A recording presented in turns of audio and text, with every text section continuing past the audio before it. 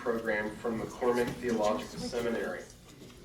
Most of her adult life was spent in the healing professions, serving children and families in need, and in the mental health area and oncology populations in the radiation oncology department of the University of Chicago. She spent 14 years serving these communities. Since retirement, she has been engaged in multicultural forum as a commissioner for the local government and has taken a 38-member local singing group to Japan for the 61st anniversary of the bombing. She took the group to Kyoto, Kobe, and to Hiroshima in 2006. She chairs an NGO, a One Sunny Day initiative, working for nuclear non-proliferation and collective healing. Her publications include a fine book, One Sunny Day, by Open Court Publisher, published in 1996. An article in the Bulletin of the Atomic Scientists titled Hiroshima Memories, and an article in the Asian Weekly titled Hiroshima Remembrances. Please join me in welcoming Hideko.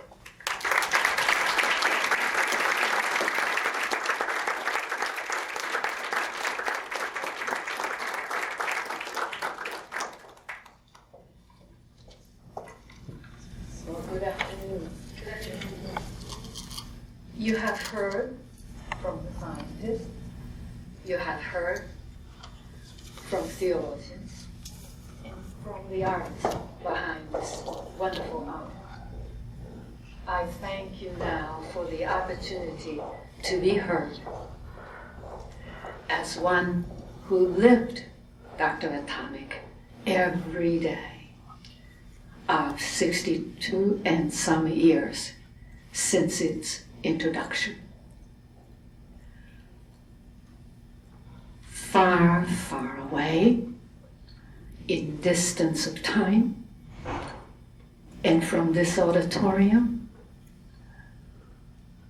was a city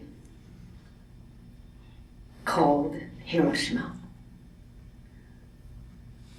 which disappeared suddenly and without warning by a newly created weapon then released from a fighter plane named Enola Gay. It was a war-weary time. Today in the Atom Bomb Museum, there is in the rotunda, the large room, there is a black and white moving image going across the room, the whole length of rotunda. When I first came upon it, without conscious intention, my hand went up, as if to try to stop it and block it. Of course, it kept on moving past my hand. When that happened, I broke into uncontrollable sob. And I heard myself repeating to myself, I am so sorry that this had to happen. I wanted that if there was anything I could do, stop, so that there was a way my mother, my family, my friends might have been saved. But I was so sorry that it had to happen.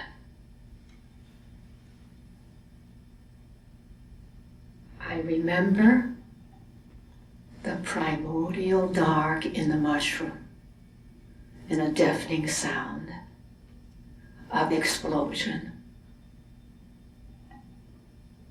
and the fury of the wind that collapsed houses, and the debris flying at me that I could barely stand or even couch myself to squat as they fell on my body.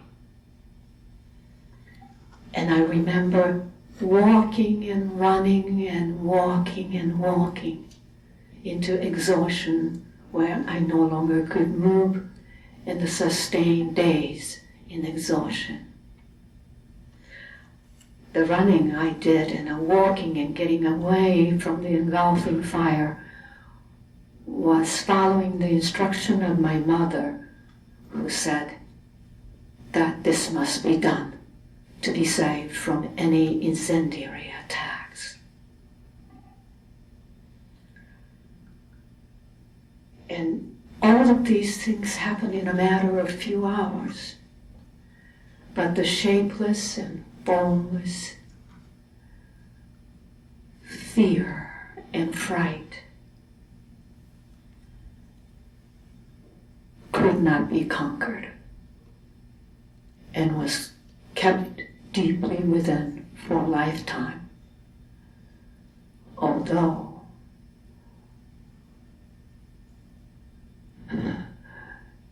they were kept under my Japanese exterior so that people probably didn't sense it.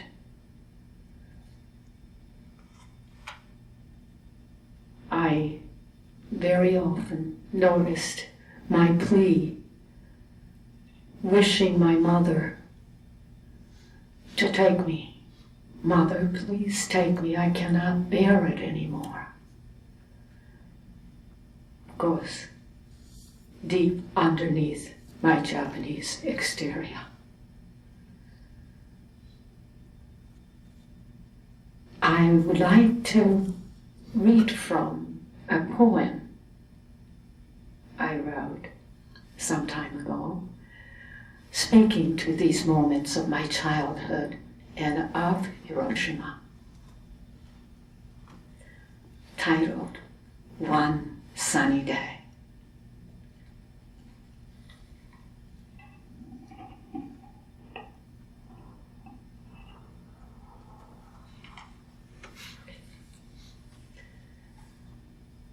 On one sunny day, I lost my universe. The midsummer sun glaring in a bright blue sky, tall green branches quivering in the wind, whispering to a happy child just home from a lonely country village tucked far away. Good morning, child. Welcome home. The oxygen called happiness filled the air. Shimmering ledgers on the granite, moving about peacefully, dancing color maps in the butterfly wings, and my kitty, Kuro-chan, catching sun rays, glooming her coat. All were so well on that day.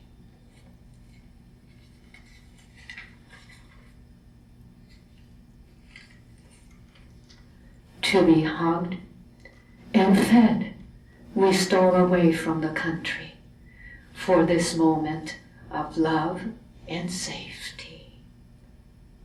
Suddenly from the sky, swift moment of blinding flash turning into a boulder of raging heat unleashed on humans and buildings as the scorched earth shook with deafening sound in the primordial dark.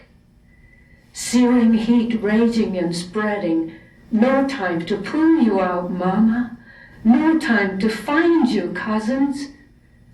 Rivers were flowing, voices muffled, no cooling for the burns. I watched the red sky into the night, the last night of my childhood. Hiroshima turned into ashes.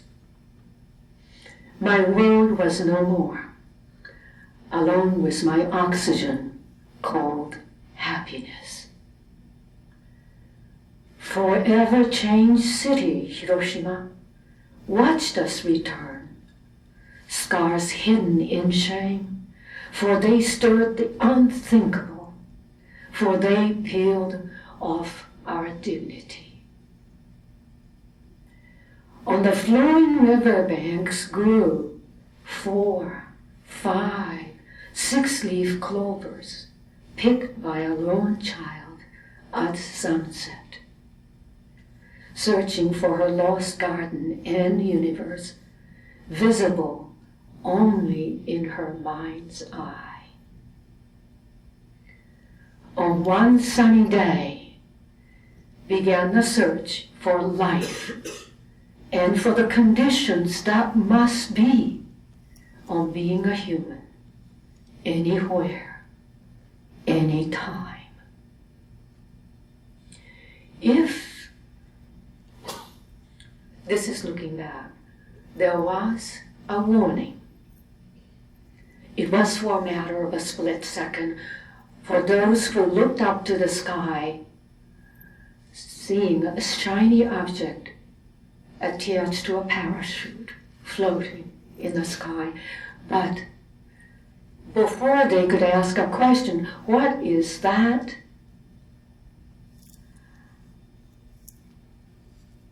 A blinding light and gushing boulder of radiation with the heat of 1,000 suns fell to the ground, accompanied by a deafening sound of explosion and the winds powerful enough to pop eyeballs and internal organs, hurling and melting bodies with toxic gas that filled the city. At that moment, my mother was standing by a door in a building very close to the center, chatting with a neighbor who, along others, went to that location, although I was not privy to the exact location myself at the time. Crushing structure pinned her under it, and she was unable to flee. As were hundreds and hundreds and others in the same predicament. And the fire came. For myself, a few days after a long escape, I joined my aunt and uncle, who went searching, as did almost all the families who had children or someone missing who did not come home, went into looking for their loved ones. And of course, we didn't know where to go because the city was gone. But there were places called, so-called rescue stations, but it was only rescue in name. There were usually bare spaces outdoors or sometimes indoors where injured lay without aid. And if they were into the country where there was a hospitals or some places standing, salves to put on, or mercurochrome to put on, ran out very, very quickly. They were lucky if it lasted 2 days. Most lay there waiting to die. It was horrific to peer into the injured, singed people. For me, as a young child, it was very difficult to tell who they might have been, except for when they could speak, they had identified themselves and some pieces of names and addresses were pinned or laid.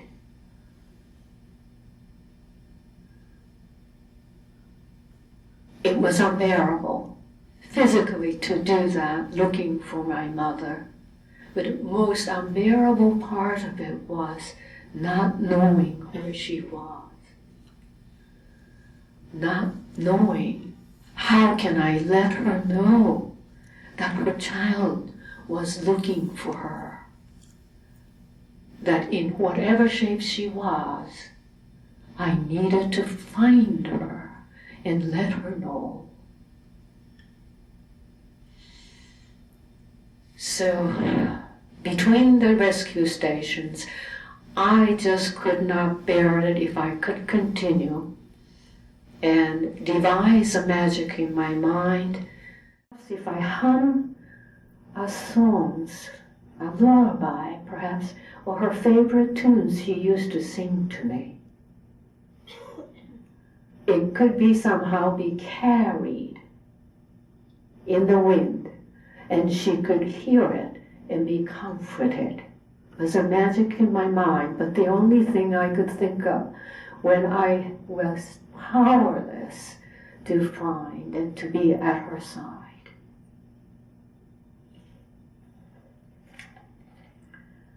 And this was the only thing I humanly could do. I sang softly to her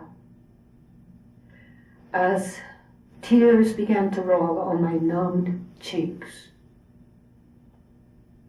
Feelings came back when I was humming. That was all I could for my mother, which was humanly possible. What happened to others in the family? Several miles away from the city center, in his military post by the Ujina seaport, my father saw the flash and the explosion.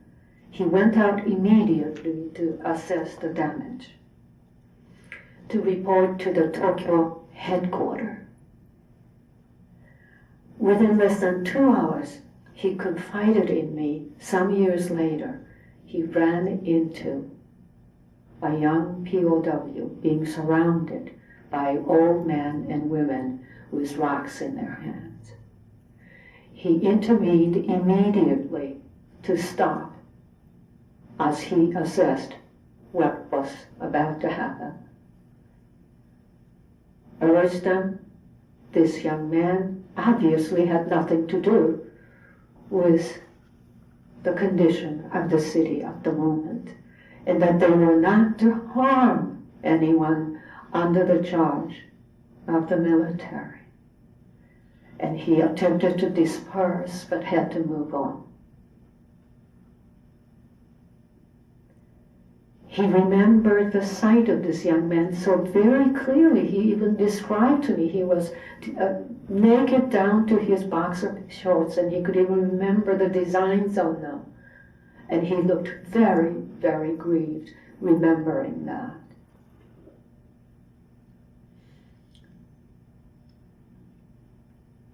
From there, I learned that he was placed in rescue command, and his activities are recorded in the archive, official documents of the city of Hiroshima.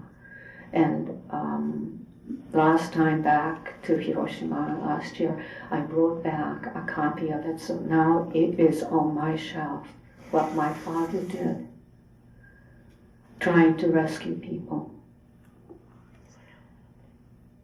And although he was a lower-ranking military person, this took place because the command post was decimated, the bunker that was not too far from the center.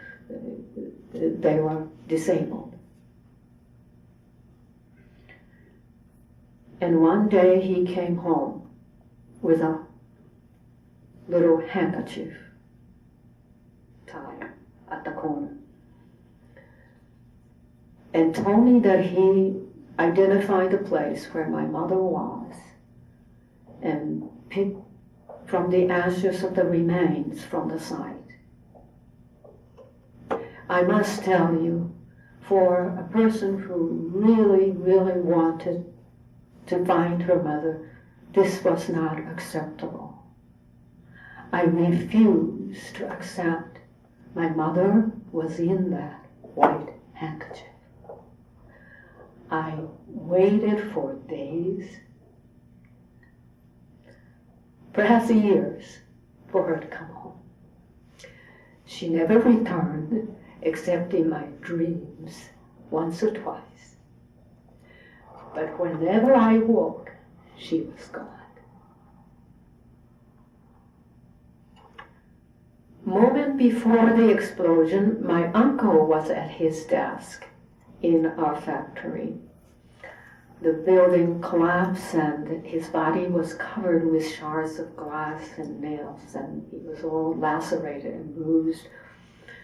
When he staggered back to his home about 2 blocks away, the first and the only words this auspicious chief of the household of a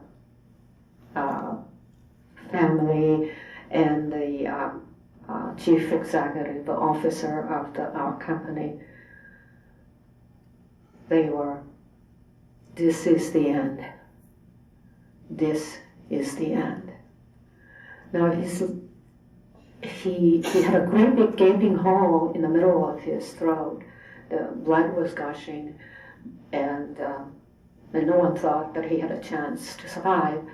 But luckily, a surgeon friend came by that he happened to run in there, stitched him up.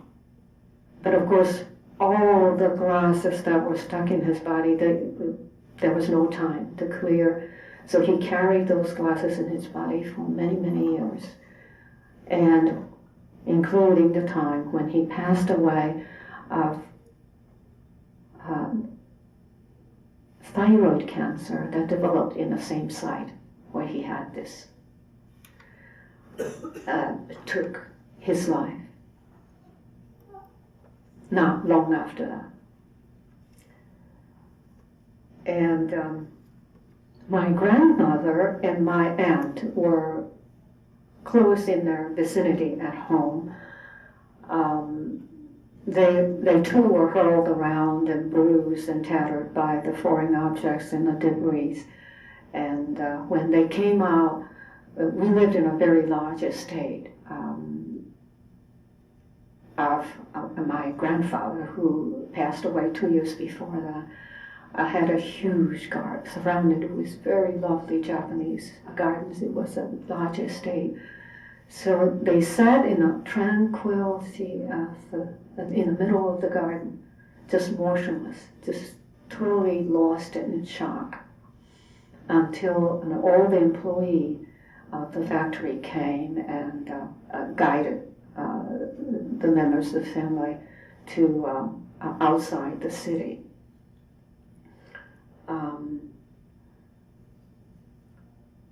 My grandmother also passed away suddenly of a determined abdominal ailment that developed after the A-bomb.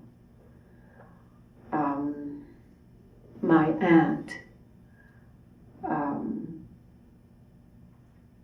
in the same fashion, one day complained of malaise, and a couple of days later died suddenly also.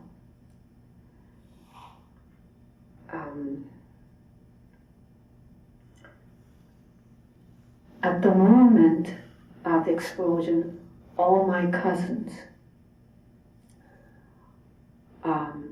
near or at the epicenter were burned alive by heat higher than a melting point for steel. With an exception of one cousin, their bodies were never found.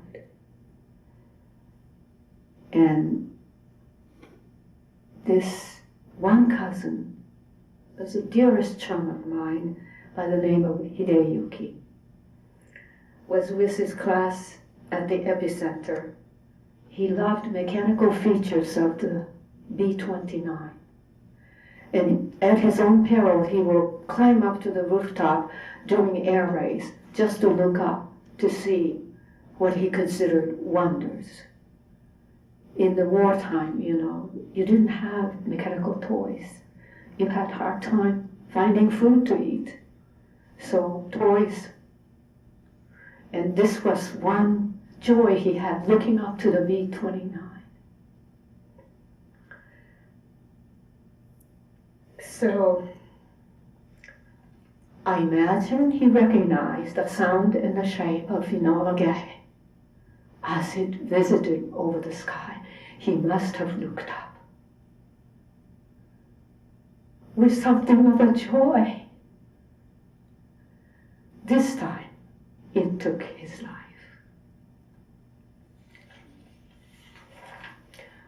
When I think of these things, 62 some years make no difference. It brings me to feel very emotional, especially to speak it out loud, thinking it within myself, perhaps not, but to share with you brings it so much more open.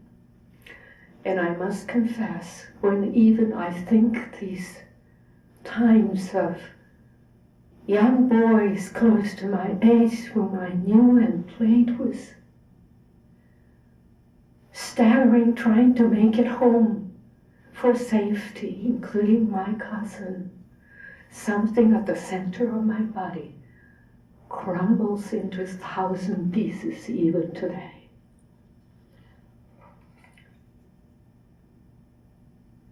As I remember, they were award-winning athletes and junior scholars, so vibrant and promising.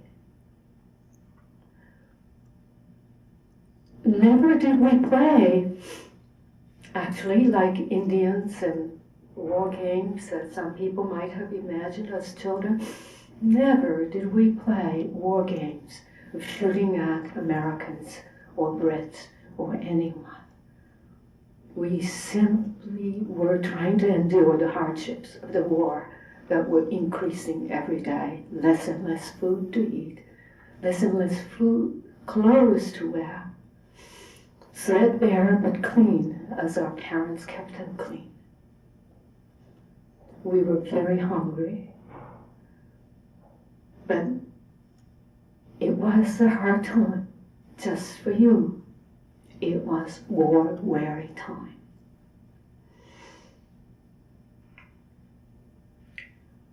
And I must add this aspect, for sometimes the number of the casualties are compared to the carpet bombing.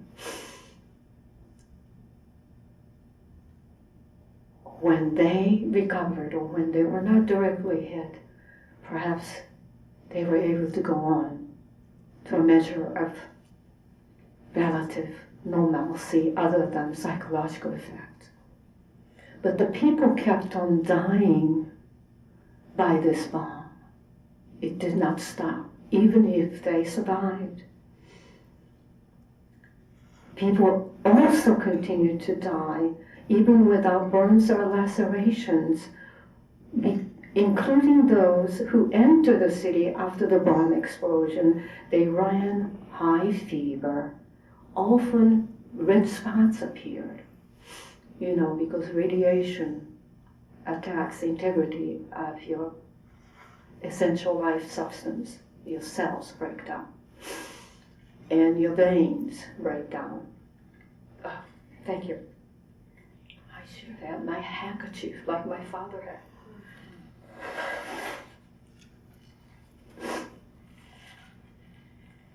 And then they were, when your vital organs break down, you can't breathe, you can't function, but you don't die immediately. So they sort of kind of suffer and had to die without mitigating the discomfort. And it was very difficult for people who were watching it. It sort of became like a ritual. When you take your clothes off to, go to bed, you examine your body all over. Did I have red spot? They also started to bleed from many orifices. And there was hardly any medical information available because it was against the rule of the occupation, Allied occupation, to discuss, share, print in any form medical information about the dying or any kind of a possible treatment. So the doctors were blindsided. And however, very early on, the Allied occupation placed a research center in Hiroshima on a hill where almost, this is sort of like a Native American story, sort of like a sacred ground. There was a building called the ABCC, standing for Atom Bomb Casualty Research Commission. And the survivors were called there, and they made lots of examinations and observations. And when they said, could you give us, this hurts or this doesn't feel right, could you give us an advice or medicine? They were declined. And responses were that our mission is to simply observe and record.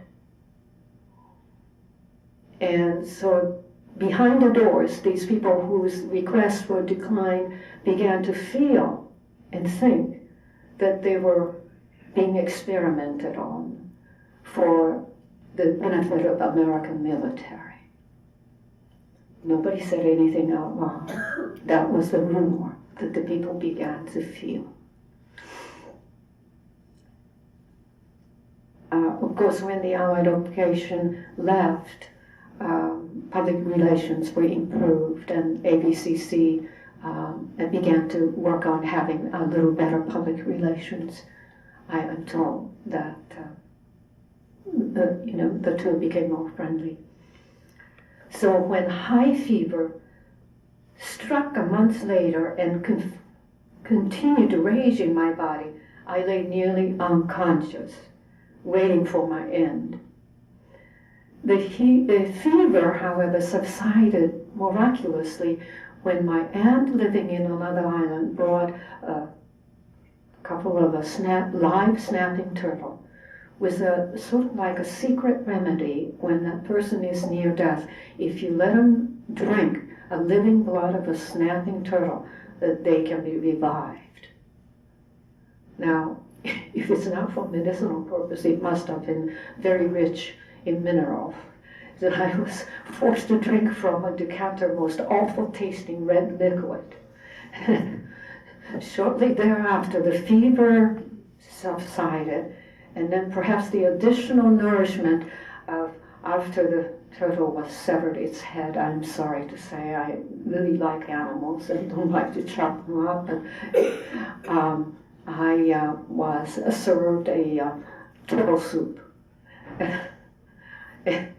And I began to recover. However, I was confined home for many more months. I had a fatigue syndrome and also low-grade fever, and I was jaundiced for many months thereafter. And I know I couldn't go back to school until the following year in spring. I missed more than half a year of school. I'm sure that had some effect in my academic record.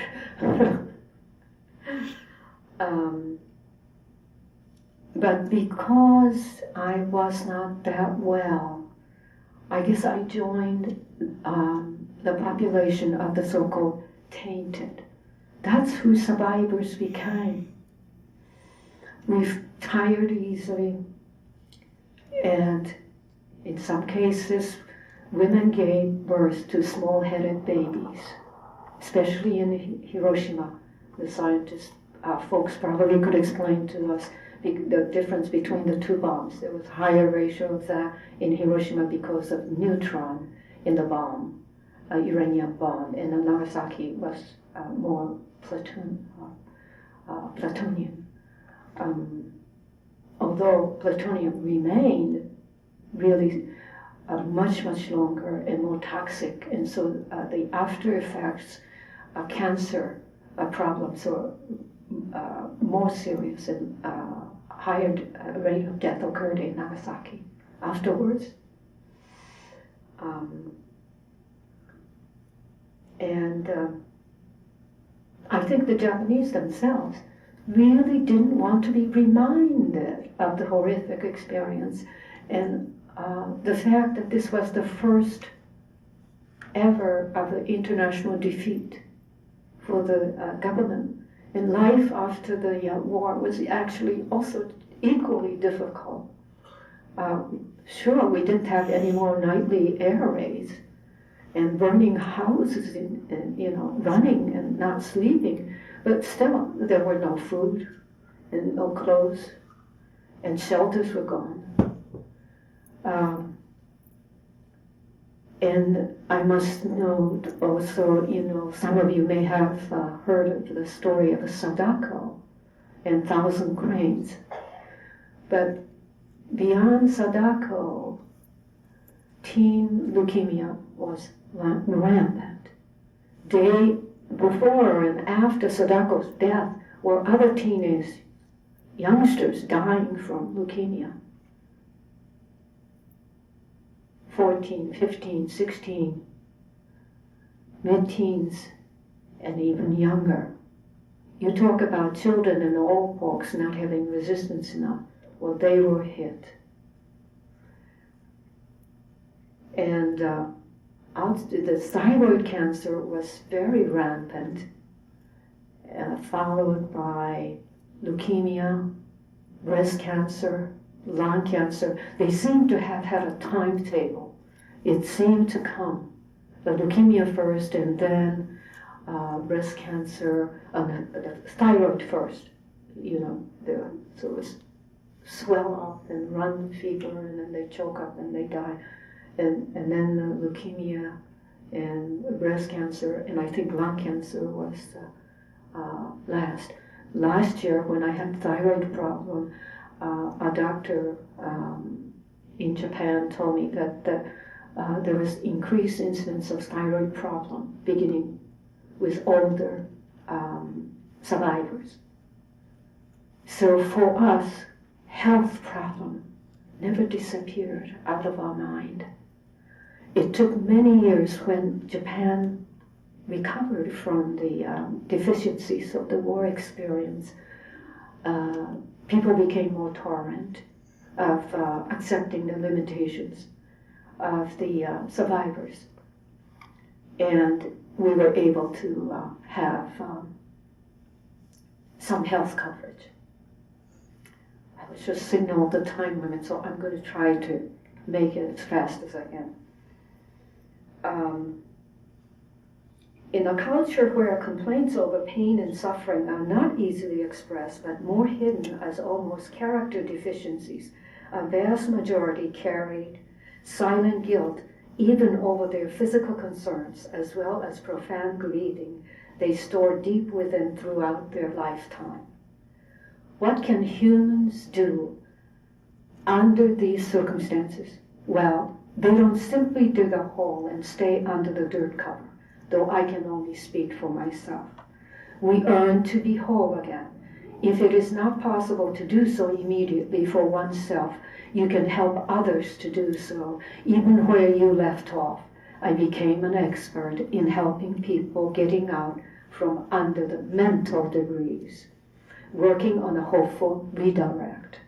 Serving the needs of patients in radiation oncology was a most meaningful task as it touched on our ultimate on life and death, one I was most familiar. In the process, I learned so much from the salient questions and valiant examples of my patients, particularly in serving patients in the radiation oncology. Here then was a use of radiation to save lives with staffs dedicated in life-saving and extending. The very substance that decimated 2 cities before the end of the World War II, including my family and home, I learned was life-giving and extending. I could not come to this revelation had there not been, however, many helping hands extended to me along the way, even from the dark days of post-Hiroshima. Earnest and decent, everyday individuals. People were asking about what can everyday individuals. Decent, every day, ordinary individuals who, in the course of their everyday engagements, sought to accommodate needs of the stray, as it were, teachers who took my pesky quest seriously, pondering for answers with me, friends from both sides of the ocean, extending their support, trusting my good intentions, and from the very America that took away my home in time of war, were families extending a place in their home. It was as though the presence of the dark and the light were fully at play in my own life. Creation and the fall had its full presence in my own life. Because of it, I longed for the collective healing on both sides. To this end, I took some 38 Americans from the local community to Japan in 2006 to sing songs of peace in Kyoto, Kobe, and Hiroshima, taking part in the 61st memorial of the bomb. Results were not only outstanding, but also mutually transforming. The sick were comforted, and the young and the old, in tears, spoke of an experience of their lifetime, being moved by our soft and healing sound. We sang at the mound where 70,000 unidentified victims' ashes are buried, my mother's included, reserved only for the survivors to give testimonials. I, a survivor, gave my testimonials for the American decency that dared to confront this chapter of our history as they stood with me. Allow me also to give a profound tribute to your work and presence today. In the post-Hiroshima world, mankind has to reckon with a peculiar bind of having the tools powerful enough to exterminate itself without the sufficient moral guidance to prevent the catastrophe.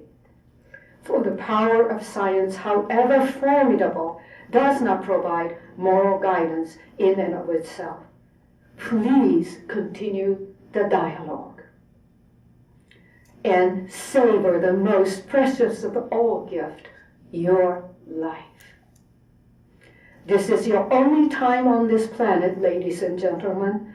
Please savor and treasure it, to love, to care, to discover, to learn, and all that are possible for you. Stand with me in my earnest hope for a world of collective healing and for all mankind. No more Hiroshima, no more Nagasaki.